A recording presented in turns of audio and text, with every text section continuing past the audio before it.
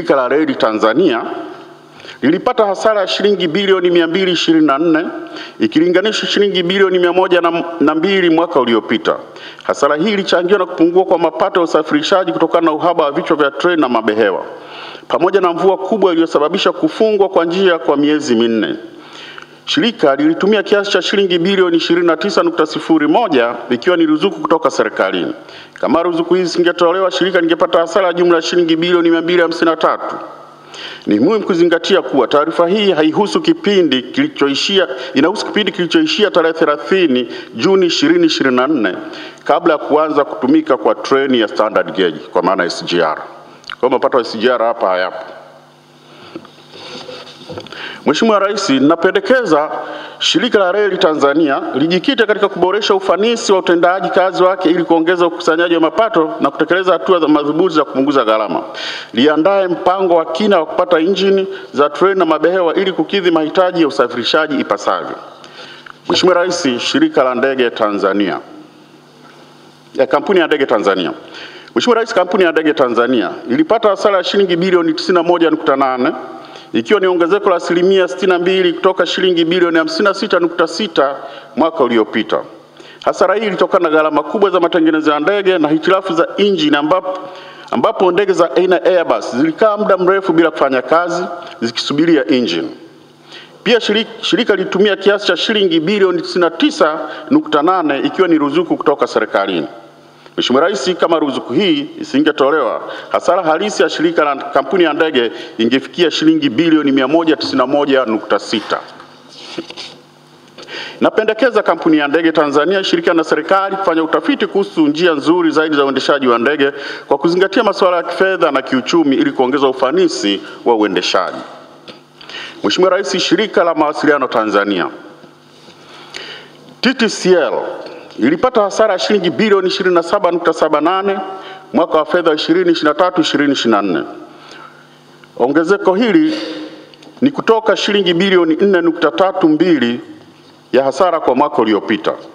Hasara hii ya mwaka huu inachangiwa na ongezeko la gharama baada ya kuhamishiwa mkongo wa taifa na kituo cha taifa cha data. Licha ya kukusanya mapato takriban kiasi cha shilingi bilioni 24 kutoka mkongo, fedha hizo hazikuhasibiwa kama mapato ya TTCL. Badala yake ziliingia kwenye mfuko mkuu wa serikali ili kulipia deni la mkongo. Kutokana na kutopata mapato hayo, shirika limeendelea kupata hasara kubwa na kukosa fedha kwa ajili ya uwekezaji. Kama mapato ya mkongo yangebakia TTCL, shirika lingeweza kupunguza hasara kwa takribani asilimia 86 au hata kupata faida kidogo. Mheshimiwa Rais, napendekeza deni la mkongo wa taifa lilipwe na hazina kama ilivyo kwa madeni mengine ya taifa, na mapato yanayopatikana kupitia mkongo huo yaachwe yakusanywe na TTCL ili kuwezesha shirika kujiendesha kwa ufanisi. Shirika la Posta TPC. Shirika lipata hasara ya shilingi bilioni 23.63 ikilinganisha shilingi bilioni 1.34 mwaka uliopita. Hasara hii ilichangiwa na kushuka kwa mapato kwa asilimia 20 na kuongezeka kwa gharama kwa asilimia 46. Shirika lilitumia kiasi cha shilingi bilioni 3.36 ikiwa ni ruzuku kutoka serikalini. Bila ruzuku hiyo, hasara ya shirika ingefikia shilingi bilioni 26.96. Pendekeza Shirika la Posta la Tanzania lijikite katika kuboresha ufanisi kwa utendaji ili kuongeza ukusanyaji wa mapato na kutekeleza hatua madhubuti za kupunguza gharama. Aidha, Mheshimiwa Rais, serikali ipitie upya mfumo wa utoaji wa ruzuku kwa mashirika ya umma ili kuhakikisha unazingatia tija na matokeo badala ya kuendelea utegemezi wa fedha usio na mabadiliko kiutendaji. Mheshimiwa Rais, mwenendo wa kampuni ya kutengeneza nguzo za zege Tanzania. Kampuni ya kutengeneza nguzo za zege Tanzania, ambayo ni kampuni tanzu ya TANESCO, ilianzishwa kwa lengo la kuzalisha nguzo za zege na kufanya upimaji wa ubora wa bidhaa hizo hapa nchini. Hata hivyo, hadi sasa kampuni hiyo haijatekeleza jukumu hilo la msingi ipasavyo. Hadi kufikia mwaka wa fedha 2023/2024, kampuni ilipokea shilingi bilioni 6 kutoka TANESCO, ambapo shilingi bilioni 4 zilitengwa kwa ajili ya ujenzi wa kiwanda na maabara ya kupima ubora wa nguzo na shilingi bilioni 2 kwa ajili ya gharama za uendeshaji. Licha ya mpango hiyo, fedha nyingi zilitumika kulipa gharama za kawaida na kulipa wazabuni wa nje wanaotengeneza nguo badala ya kampuni yenyewe kufanya kazi hiyo. Kwa zaidi ya miaka 10 tangu kuanzishwa kwake, kampuni bado haijaanzisha uzalishaji wa nguzo wala kuwa na maabara yake ya ndani, jambo linalofanya endelee kuwa tegemezi kwa huduma kutoka nje. Kwa sasa kampuni hiyo haitekelezi jukumu lake la msingi kama ilivyokusudiwa. Mheshimiwa Rais, kwa kuwa kampuni hii imeshindwa kutekeleza majukumu yake tangia imeanzishwa, napendekeza kampuni hii ivunjwe na shughuli za uhakiki wa ubora ziwe zinafanywa na idara ndani ya TANESCO. Mheshimiwa Rais, uwekezaji usio na tija kwenye kampuni ya East Africa Cables Tanzania Limited. Mnamo mwaka 2005, TANESCO iliweka shilingi milioni 31.8 kwenye kampuni ya East Africa Cables Tanzania Limited, ikimiliki 10% ya hisa. Kwa zaidi ya miaka 17, hakuna gawio lililopatikana na kampuni imekuwa ikipata hasara mfululizo, kwa maana kampuni ya East Africa Cables imekuwa ikideclare loss miaka yote hiyo. Lakini mwaka 2017, TANESCO ililipa kampuni hiyo shilingi bilioni 6.74 kama malipo ya awali ya vifaa, lakini hadi Novemba 2024, miaka 7 baadaye, hakuna kifaa kilichowasilishwa, huku mkataba wa dhamana ya benki vikiwa vimeisha muda wake. Hali hii inaleta hatari ya kupoteza fedha hizo, kwa maana shilingi bilioni 6.74. Mheshimiwa Rais, TANESCO inashauriwa kufanya tathmini ya uwekezaji huu na ichukue hatua za haraka kudai malipo ya awali ya shilingi bilioni 6.74.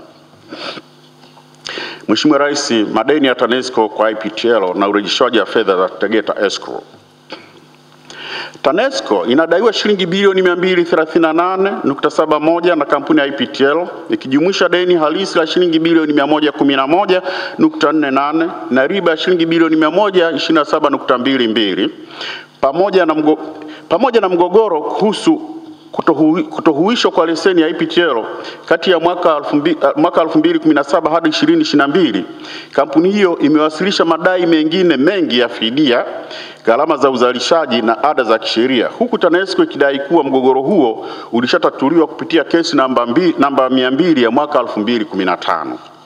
Kwa upande mwingine, Mheshimiwa Rais, hadi Juni 2024, IPTL ilikuwa haijarejesha dola za Marekani milioni 148 sana shilingi bilioni 389.83 zinazodaiwa na serikali tangu Februari 2022, zilizotokana na makubaliano kuhusu fedha za Tegeta Escrow.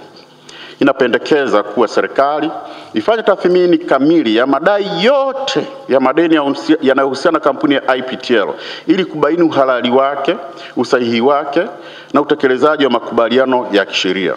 Vile vile serikali inapaswa kutekeleza wajibu wa urejeshaji wa fedha inazodai kampuni ya IPTL kiasi cha dola za Marekani milioni 148 kwa kuzingatia mkataba wa makubaliano wa mwaka wa 2021 kuhusu fedha za Tegeta Escrow. Mheshimiwa Rais, matumizi yasiyo na tija bilioni 371.42.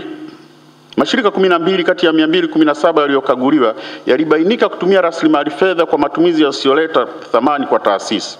Matumizi haya yalitokana na riba na faini za ucheleweshaji wa kulipa kodi, michango ya pensheni na makato ya kisheria, ucheleweshaji wa malipo kwa wazabuni na wakandarasi, na malipo ya mashirika kwa watumishi waliosimamishwa kazi kwa muda mrefu bila kibali cha Katibu Mkuu Utumishi. Malipo yasiyo halali shilingi bilioni 6.75. Mheshimiwa Rais, mashirika 10 yalifanya malipo kinyume na taratibu, ikiwa ni pamoja na malipo kwa watumishi waliostaafu na kuondoka kazini, posho na mishahara kwa watumishi waliokaimu bila kibali, na malipo kwa kandarasi zaidi ya kazi halisi iliyofanyika. Mheshimiwa Rais, hivyo napendekeza kwa serikali iongeze udhibiti wa fedha na malipo ili kuhakikisha malipo yanalingana na thamani ya huduma zilizotolewa na kurejesha fedha zilizotolewa kwa matumizi yasiyostahili. Madeni ya taasisi za umma shilingi trilioni 7.23. Hadi kufikia tarehe 30 Juni 2024, taasisi 278 za umma zilikuwa na madeni yasiyolipwa kwa zaidi ya miezi 12 yaliyofikia jumla ya shilingi trilioni 7.23. Hali hii imetokana na uhaba wa fedha, ucheleweshaji wa fedha kutoka serikalini, pamoja na utendaji hafifu wa biashara za taasisi husika. Kati ya deni hilo, taasisi za mashirika ya umma zinadaiwa shilingi trilioni 3.7 na taasisi za serikali kuu zinadaiwa shilingi trilioni 3.52. Madeni hayo yanajumuisha kiasi cha shilingi bilioni 71.47 ikiwa ni gharama za riba kutokana na ucheleweshaji wa malipo kwa kandarasi. Mheshimiwa Rais, napendekeza serikali harakishe utoaji wa fedha kwa wakati kwa taasisi husika ili kupunguza madeni. Taasisi zibuni mikakati madhubuti ya usimamizi wa fedha ili kuzuia ongezeko la madeni. Aidha, mashauriano kati ya taasisi na wadaiwa wakuu yafanyike ili kuweka mpango wa kulipa madeni kwa awamu, kuepuka gharama zisizo za lazima zikiwemo riba. Mheshimiwa Rais, madeni ya watumishi wa umma shilingi bilioni 311.98.